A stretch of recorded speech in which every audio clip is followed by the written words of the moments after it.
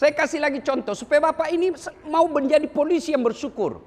Karena kalau jadi polisi bersyukur, insya Allah Bapak akan jadi polisi presisi secara otomatis.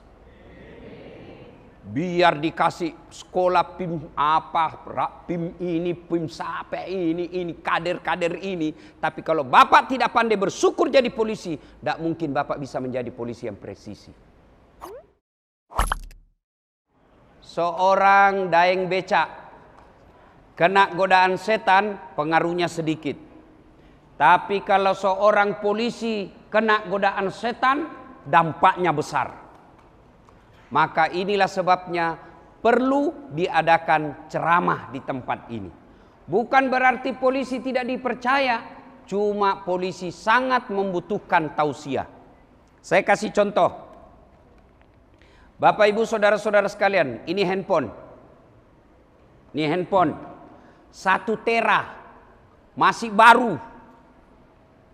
Kuotanya unlimited. Ini kalau saya pakai terus, kenapa Ibu? Hah?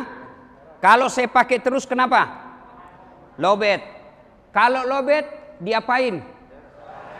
Kalau tidak dicas kenapa? Kalau sudah mati masih bisa dipakai? Masih bisa pakai? Tidak. Begitu juga dengan hati para polisi. Ini hati kita banyak dunia. Lihat teman seangkatan, sudah kombes. Saya masih AKBP, dunia. Sudah Kapolsek. Selamat datang Pak Waka. Nggih. Benar? Benar. Ya? Lihat mobilnya teman kita baik, dunia. Lihat teman kita sekolah, dunia. Lihat cewek cantik, paling keras, dunia. Ya kan? Semua dunia. Dunia terus. Kalau dia dunia terus, pasti lowbat. Nah, perlu dicas. Kapan casnya? Nilai dakwah. Bapak-bapak dengar ceramah, ya paling hari Jumat. Itu juga kalau khatibnya ceramahnya menarik. Itu juga kalau sound systemnya tidak storing. Itu juga kalau Bapak tidak ngantuk. Iya toh? Maka gak sulit. Maka kalau dia tidak pernah dakwah, ibaratnya handphonenya sudah mati, tidak bisa dipakai. Itulah yang Allah jelaskan, khatamallahu, kami tutup mati hati mereka. Wa sawa'un alaihim a'anzartahum am lam tunsirhum la yu'minun. Kau nasihati atau tidak, kau ceramai atau tidak, kau dakwai atau tidak, sama saja, la yu'minun, mereka tidak akan beriman. Dan kalau ini sudah terjadi, maka percaya menurut Quran, manusia lebih hina dari binatang. Ibu-ibu, bapak-bapak, Pak, tahu kambing? Tahu kambing? Masya Allah. Itu kakak saya di kampung, waktu beliau jual beli kambing, kalau ada kambingnya nakal, suka dia ganggu temannya, dia bilang jual itu kambing. Sampai di pasar, tidak ada yang beli. Tidak ada yang mau beli ini kambingmu. Sudah bawa pulang. Potong. Dagingnya jadi sate. Isi perutnya jadi coto. Ekornya sop buntut. Kakinya sop kikil. Lidahnya sop lidah. Pipinya sop pipi. Tanduknya perhiasan. Lehernya obat kuat. Iya toh? Iya. Kambing tidak ada gunanya, suka ganggu orang, jual. Tidak ada yang beli, potong. Tapi kalau ada anggota Polri,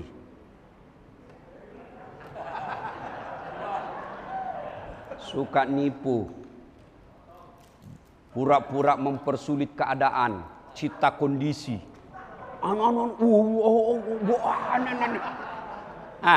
Ganggu orang. Diapain? Diapain? Siapa mau makan kok? Jual. Siapa yang mau beli? Tidak ada. Inilah sebabnya dirasa penting dan perlu untuk tausiah. Saya kasih lagi contoh. Kenapa ini penting tausiah? Bapak, saya kasih ini handphone gratis. Mau? Mau? Tapi begitu saya kasih, Bapak langsung tuli. Mana yang mau tadi? Mana yang? Kau mau apa handphone kalau kau sudah tuli? Halo? Bukan HP yang rusak, tapi apa? Telingamu. Berarti yang mahal bukan handphone, yang mahal bukan jaringan, yang mahal adalah telinga. Dan Allah kasih gratis. Saya yakin 1999% Bapak lulus jadi polisi karena telinganya Bapak sehat. Coba kalau gugur tes. Iya toh? Dan hebatnya lagi ini telinga, Allah kasih kita telinga ini, tempatnya daun telinga luar biasa baiknya. Bapak Ibu pernah enggak bayangkan seandainya daun telinga satu dibawa ketek? Pernah Bapak Ibu bayangkan? Bagaimana seandainya satu dibawa ketek daun telinga? Halo? Ya komandan. Lagi di mana? Siap komandan. Repot toh? Itulah sebabnya kekayaan kita yang mahal bukan handphone tapi telinga. Kenapa ini handphone mahal? Salah satu sebabnya karena kameranya juga canggih. Ini Bu, kamera canggih ini muka jerawatan bisa mulus. Tidak percaya sebentar saya praktekkan. Bibir yang hitam gara-gara rokok bisa langsung seperti Lee Min Ho, artis Korea. Hebat ini gara-gara mahal karena kameranya. Dan dia bisa tangkap bagaimanapun cepatnya Bapak lari, dia bisa slowkan. Slow motion namanya. Tapi apa karena ini kamera mahal? Bukan. Apa yang mahal? Matamu. Biar kameramu 10, kameramu ini handphonenya kameranya 10, tapi Bapak Ibu rusak matanya, mana bisa? Tidak bisa kan? Iya. Inilah yang mahal. Mata. Bukan kamera. Dan hebatnya lagi ini mata, dia bisa bedakan mana istri, mana tetangga. Bayangkan kalau di kompleks Poltabes, di asrama Polrestabes, tidak bisa dibedakan istri. Kenapa lain-lain malam ini? Iya toh, ini maka kita ucapkan Alhamdulillahi Rabbil Alamin. Masya Allah. Bu, pernah lihat orang ada kawat di giginya? Pernah? Ada juga bapak-bapak polisi saya lihat ada kawat giginya. Pernah lihat? Pernah lihat? Ada toh? Ada. Ya kalau niatnya untuk memperbaiki itu boleh halal. Tapi kalau niatnya hedon supaya dibilang Bu, pernah lihat? Pernah toh? Saya lagi mengajar. Tiba-tiba saya lihat ada anak mahasiswa cewek ada kawat di giginya. Kaget saya karena biasanya yang dikawat di kampung saya pagar. Ini giginya dia kawat, Pak. Saya tanya, "Dek, apa namanya itu di gigimu?" Dia bilang, "Ustadz, ini namanya behel." Oh, mahal itu, Dek. 30 juta. Masya Allah. 1 kali umroh, Pak, dia simpan di giginya. Iya toh? Lalu saya tanya dia, kau sini, Dek. Kau kira behelmu yang mahal? Bukan. Biar kamu mau pasang behel harga 100 juta, tapi kalau tidak ada gigimu, apa kau mau kawat? Iya. Iya toh? Pak, berarti yang mahal bukan behel. Yang mahal Allah kasih gigi gratis 32 pasang. Coba datang ke dokter gigi. Yang bukan gigi palsu ya, yang gigi ditanam Pak. Bapak tahu enggak berapa itu satu biji yang ditanam? Itu 22 juta satu gigi. Kalau copot 32 gigi, pangkat yang satu di sini, enggak bisa kau pasang gigimu. Maka Allah kasih kau gratis. Hebatnya lagi nih gigi, Allah batasi tumbuh dan panjangnya. Bapak pernah enggak bayangkan bagaimana seandainya gigimu tumbuh seperti rambut? Pernah? Enggak mungkin kau lulus Alpol kalau gigimu nongol. Masa ada Kapolrestabes begini? Enggak mungkin. Iya toh? Kapolrestabes. Enggak nyaman Pak, enggak cakep dilihat Pak. Maka Allah kasih kalian nikmat. Itulah nikmat gigi. Dan Bapak pernah bayangkan, orang Jawa senang makan kerupuk. Dia tidak bisa makan kalau tidak ada kerupuk. Orang Bugis kerupuk dikira kue. Makannya dengan teh. Itu orang Bugis Pak. Makanya penjual pecel lele di Makassar tidak laku Pak. Tidak laku itu penjual kerupuk. Karena orang Bugis kerupuk itu tidak dimakan dengan nasi. Dia makannya minum biasa dengan teh. Nah, kenapa kerupuk bisa Bapak nikmati makannya? Kenapa Bapak merasa enak makan kerupuk? Karena Allah kasih saraf di gigimu. Bisa dibedakan mana kerupuk yang baik, mana yang melempem. Mana enaknya makan kerupuk melempem? Apa yang nikmati? Syaraf. Maka kita ucapkan Alhamdulillahi Rabbil. Lagi Piala Dunia. Cuma kalah Maroko. Kesebelasan saya Maroko. Kenapa hebat Mbappe? Kenapa hebat Lionel Messi? Kenapa hebat Ronaldo? Apa karena skill dan latihannya? Demi Allah bukan. Kenapa mereka hebat? Karena Allah kasih tungkai kaki yang bisa goyang dan bisa bengkok lututnya. Bapak pernah enggak bayangkan bagaimana seandainya kakinya Lionel Messi enggak bisa bengkok lututnya? Mana bisa dia main bola?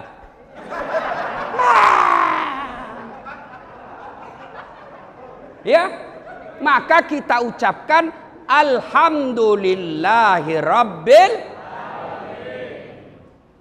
Itu nikmat umum.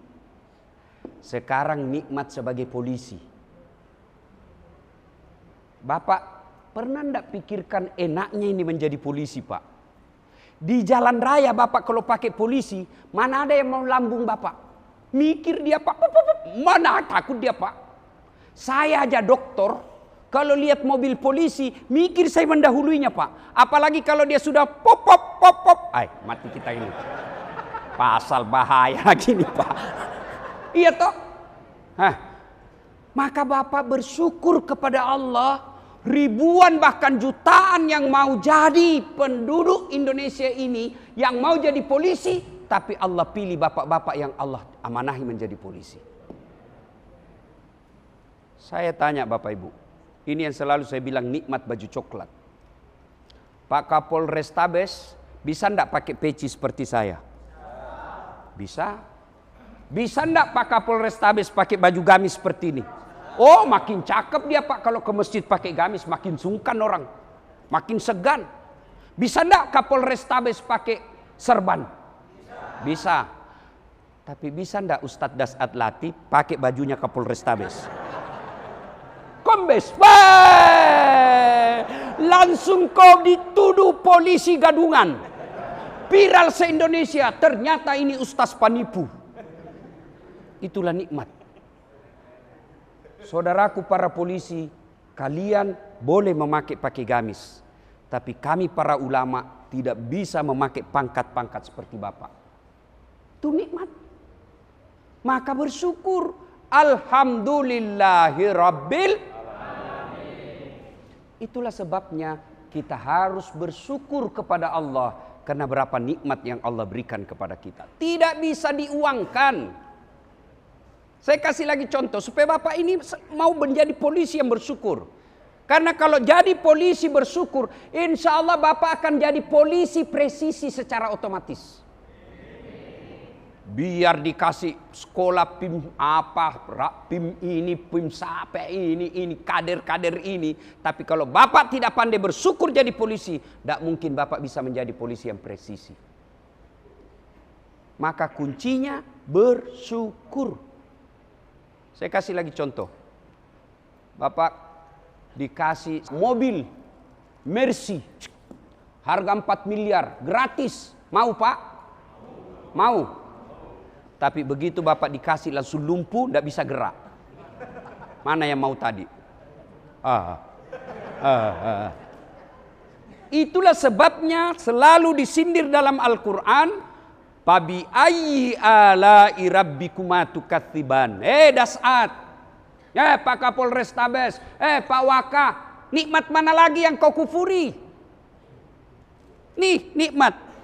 Tapi kalau sudah Allah kasih nikmat, tidak disyukuri, malah disalahgunakan. Itu ayat berikutnya. Inna azabi lazadid. Tunggu, azabku sungguh sangat perih. Saya kasih kau azab. Azab di dunia, azab di akhirat. Nah, ibu bapak saudara-saudara sekalian, ini yang pertama. Jadi teruslah bersyukur atas segala nikmat yang Allah berikan. Tadi ada, saya lupa namanya, bapak salah satu AKBP yang temani saya di ruang SDM. Saya Ustadz polisi kelas sore, bukan kelas pagi, kelas sore saya Ustadz. Saya lihat pangkatnya, tapi pangkatnya AKBP, ya kan? Oh ini Ustadz 2 karena penghargaan 1. Alhamdulillah. Tapi Ustadz tinggal 2 bulan saya pensiun. Ya kan? Alhamdulillah, alhamdulillah, Bapak bisa melewati pensiun dengan selamat. Daripada bintang 2.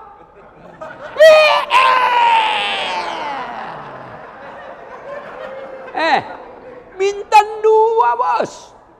Bintang 2 naik. Bintang 2 pensiunnya di Borgol. Iya toh? Kenapa kalian menderita? Karena kalian tidak pernah bersyukur. Bersyukur insya Allah kalau pasti jadi polisi yang baik. Bagaimana cara aplikasi bersyukur? Hiduplah engkau sesuai dengan rezeki yang Allah berikan. Kalau gajimu 7 juta per bulan, tolong tidak usah pakai iPhone 14 3 kameranya. Kau mau apa 3 kameranya? Nah istrimu cuma 1. Yang ketawa, saya serius ini. Dari mana kau dapat bisa beli handphone harga 39 juta? Gajimu cuma 7 juta. Pasti meres. Kamu tidak meres, tapi honornya anggotamu kau tahan. Tenang kau bilang tadi gaspol. Terutama itu kasih yang berimob. Kalau saya dari sini ini Pak, saya bisa bedakan mana berimob, mana serse. Kalau berimob itu kan sedikit bau-bau matahari Pak. Gelap. Kenapa? Sedikit juga honornya. Uang pengamanan 50.000 sampai lapangan cuma 15.000.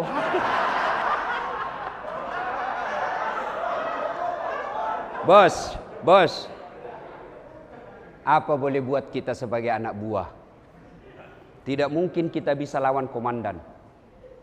Apa daya kita? Tapi komandan yang begitu suka memotong honor anak buahnya yang sudah sedikit, dipotong lagi. Anak buahnya sudah 4 anaknya di rumah, kasihan mengharap honornya itu, lalu kau ambil sewenang-wenang. Tidak mungkin Allah biarkan kamu hidup tenang. Pasti komandan begitu dibuat hidupnya sengsara oleh Allah.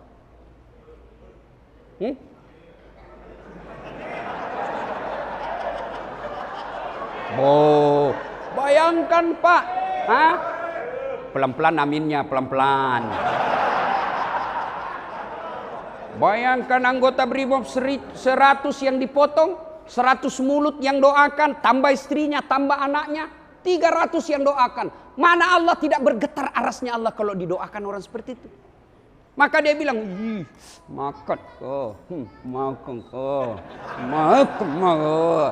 Apa? Bagaimana hidup Anda mau berkah kalau disumpahi? Didoakan baik saja, belum tentu hidup kita mulus. Tapi dia mulus Ustaz, pangkat jabatannya mulus-mulus. Ingat, belum tentu itu nikmat, bisa jadi itu azab. Itu bedanya nikmat dengan istidraj. Kalau nikmat, pangkat, jabatan, kekayaan, fasilitas dunia mendekatkanmu kepada Allah, maka itu nikmat. Tapi kalau fasilitas, pangkat, jabatan, kekayaan, popularitas makin membuatmu jauh dari Allah, itu pasti azab. Maka mulus. Begitu pensiun, tidak ada yang mau lihat rumahnya. Anak buahnya lewat seolah-olah tidak kenal. Itu sudah penderitaan batin, sudah itu Pak. Tahun kedua tiba-tiba kena stroke. Tahun ketiga dikateter. Kencing pakai selang. Makan pakai sonde. Stroke. Istrinya usia 35 tahun. Istrinya bawa mantan pacarnya ke rumah. Dia lihatlah istrinya dengan mantannya dalam keadaan stroke. Dia bisa ngomong.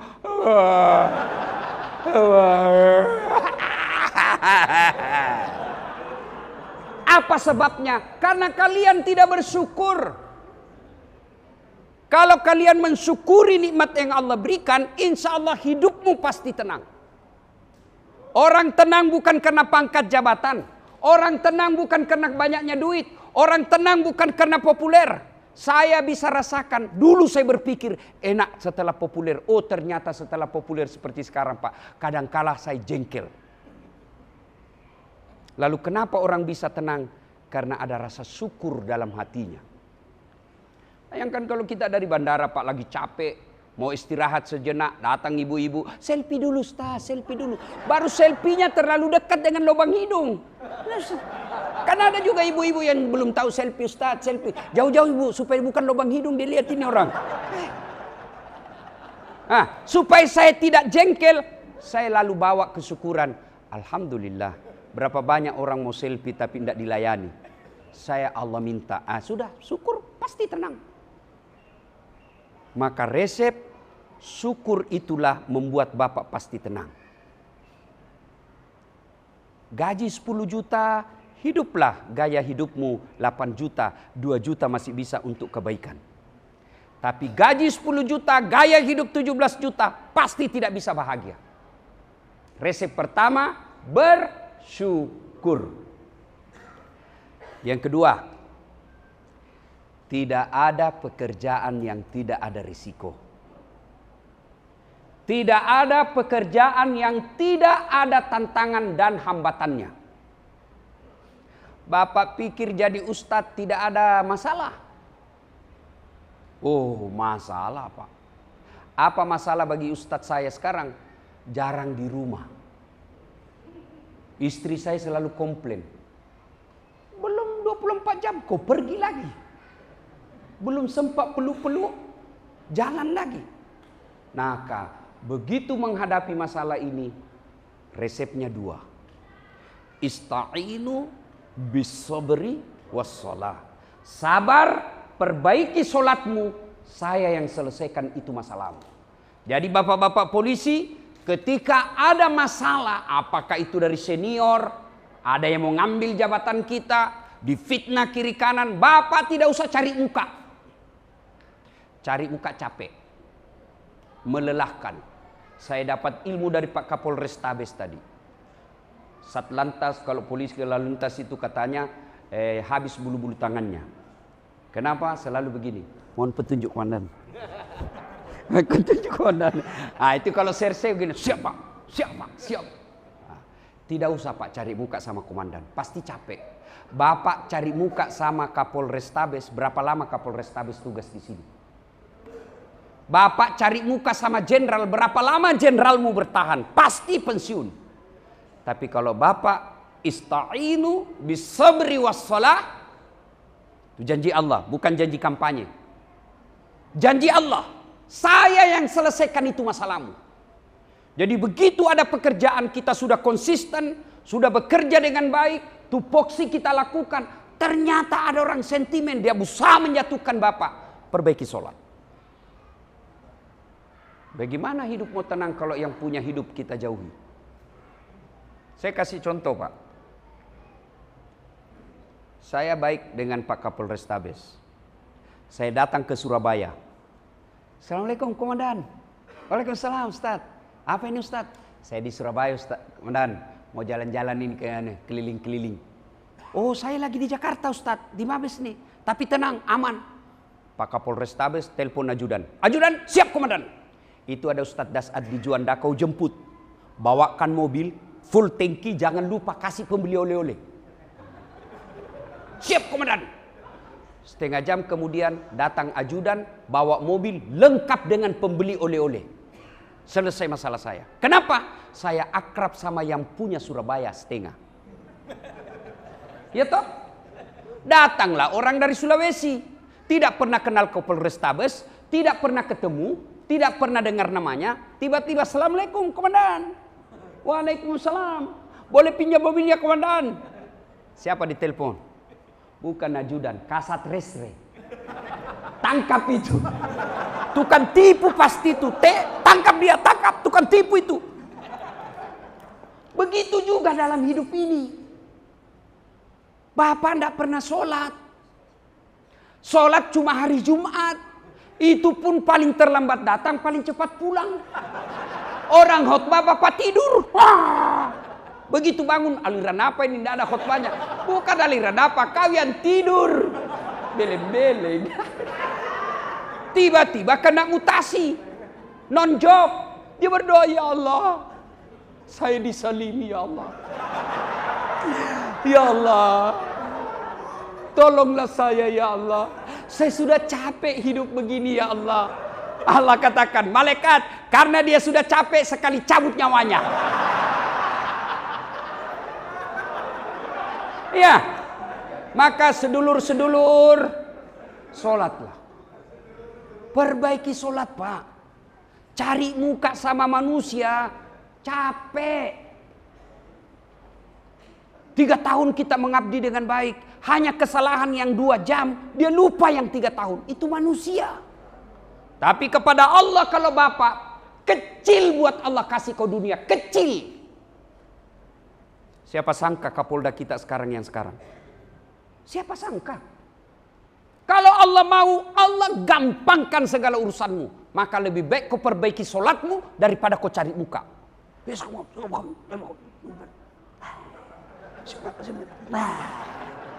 Nah biar Kapolres Tabes suka kok. Kalau istri beliau tidak suka, wabillahi taufiq wal hidayah. Iya toh? Apalagi kalau istri beliau sudah katakan, saya tidak suka itu anggotamu. Bagaimana caranya? Tidak saya lihat itu. Dipanggillah kau, mohon maaf ini. Apa salahmu sama ibu ini? Ya begitulah hidup. Maka daripada cari muka kepada manusia, mending kau cari muka kepada Allah. Lalu kau bekerja dengan baik. Kalau kau dikasih, pasti yang terbaik. Kalau kau tidak dikasih, itu juga yang terbaik. Sangka baiklah. Jangan selalu berpikir, sudah ini berkas bagus, ini bagus. Ternyata, tidak keluar nama dalam daftar yang dipromosikan sekolah. Percaya, sekolah bukan yang terbaik saat ini buatmu. Allah kasih yang terbaik. Jangan pernah sangka buruk. Sangka baik. Ini bapak-bapak kalau saya depan polisi kan selalu saya jelaskan ini. Saya dulu kan daftar tentara. Tamat SMA. Tidak lulus bos. Gara-gara apa? Jadi Tuhan kalau saya jadi tentara. Teman saya lulus Pak. Sekarang dia di Polda Sulbar sudah 2 bunganya. Reserse. Pakai baret merah. Saya lulus jadi ustadz. Pakai baret putih. Alhamdulillah dengan baret putih yang saya pakai ini Pak. Mulai baret hitam sampai baret merah. Ku caramai kau semua. Pak. Maka bersangka baiklah. Jangan pernah bersangka buruk. Tiba-tiba non job, sangka baik. Lebih baik kau opan juasi.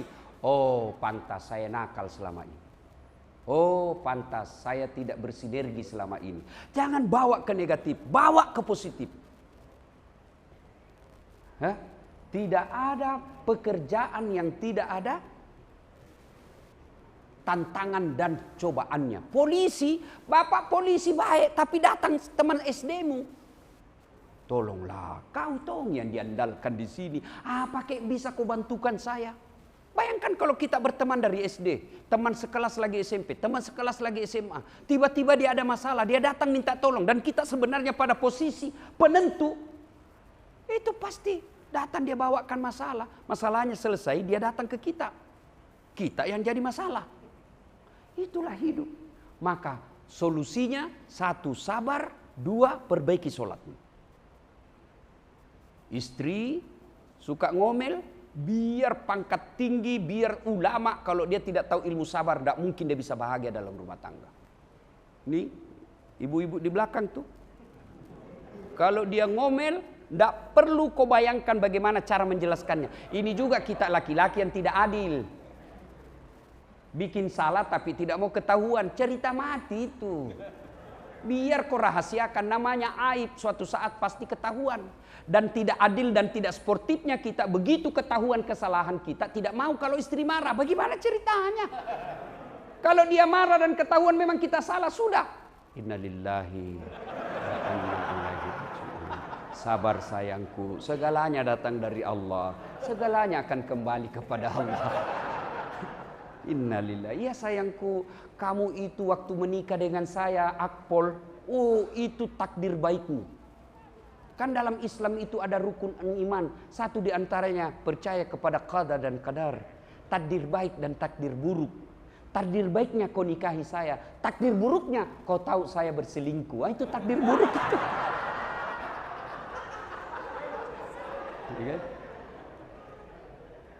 Sabar.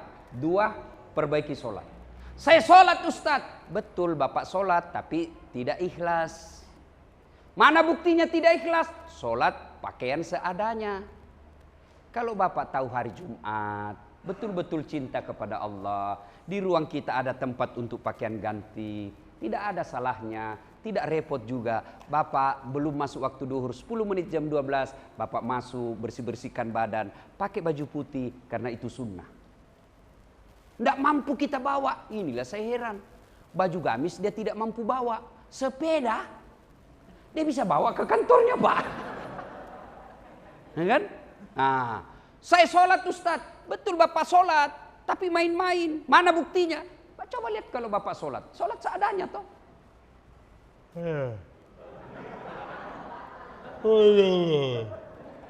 Iya karena budu iya. Ihdinas. Ngupil dia sholat, Pak. Coba bapak bicara sama Kapolda sambil ngupil. Suruh kau push up hitungan Belanda. Iya kan.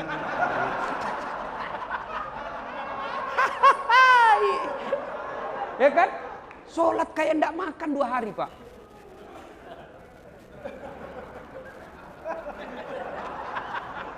Bapak ketawa karena membayangkan diri sendiri toh. Atau sholat terlalu semangat. Allahu Akbar. Nah, pantas 30 tahun jadi PNS, 30 tahun sholat tapi tidak bisa lepas dari kredit diri. Iya, kenapa? Karena sholat bapak belum baik. Maka begitu ada masalah dalam pekerjaanmu, lebih baik sabar, perbaiki sholat. Saya sudah sholat Ustadz, jangan puas 5 waktu. Karena 5 waktu itu bukan milik kita, itu janji kepada Allah. Yang kita miliki untuk menambah berat-berat pahala kita adalah sholat sunnah. Saya tidak bersangka buruk kepada saudaraku, saya cinta kalian karena Allah bapak-bapak polisi. Bapak polisi mesti melazimkan sholat sunnah taubat setiap hari. Sholat sunnah taubat. Selesai sholat maghrib, jangan pulang kalau masih di sini. Jangan pulang dulu karena juga macet. Bapak juga tidak ada hal yang mendesak. Tunggulah sejenak. Selesai sholat maghrib, bapak sholat sunnah taubat minimal 2 rakaat. Sholat sunnah taubat. Karena dosa ini kan kadangkala situasi dan kondisi yang memaksa kita.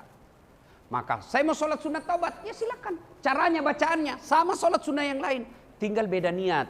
Kalau tahajud niatnya tahajud, salat taubat niatnya taubat. Bagaimana? Boleh bahasa Arab. Usalli sunnatal taubat raka'ataini lillahi ta'ala. Allahu Akbar. Tidak tahu bahasa Arab, bahasa Indonesia juga boleh. Tidak mesti bahasa Arab. Saya niat sholat sunat taubat 2 rakaat sunnah, hukumnya bagi saya lillahi ta'ala. Allahu Akbar. Itu pun Bapak susah menghafalnya. Ya sudahlah, Bapak ambil jalan praktis. Berdiri tegak menghadap ke kiblat. Tuhan, sholat sunat taubat ya. Allah. Jangan ketawa. Boleh, serius. Nah, sudah lagi, sudah masih mau tambah 2 rakaat kan sampai 6. Mau tambah lagi 2 rakaat, ulang lagi.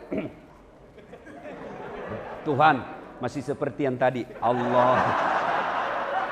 Itu boleh. Boleh. Nah, karena dia sholat sunat taubat, Bapak jangan minta jodoh di situ.